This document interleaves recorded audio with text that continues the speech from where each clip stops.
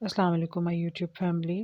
آج ہمارے کچن میں بننے جا رہا ہے رشین سلاد۔ رشین سلاد میں آپ جو دو اجزاء مکس کریں گے وہ لازمی ہیں، جس میں سیب اور ابلے ہوئے آلو شامل ہیں۔ باقی آپ کی چوائس ہے، آپ کے پاس موجود ہیں تو ٹھیک ہے، نہیں تو اس کے اکارڈنگ آپ کے پاس جو چیزیں اویلیبل ہے وہ آپ شامل کر سکتے ہیں۔ میں نے یہاں پر ابلے ہوئے آلو 1 پیالی لیے ہیں، سیب کٹے ہوئے 1 پیالی،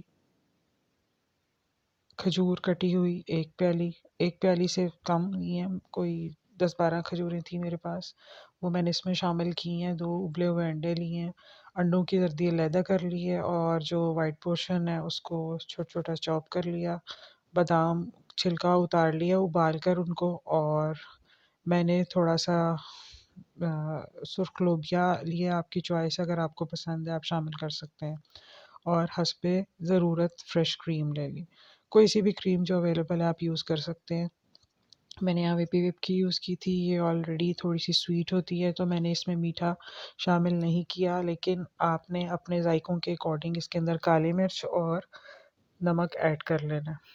اب میں تمام چیزوں کو باؤل کے اندر مکس کر کے اچھی طرح سے ہلا کے اور حسب ضرورت نمک اور کالی مرچ شامل کروں گی۔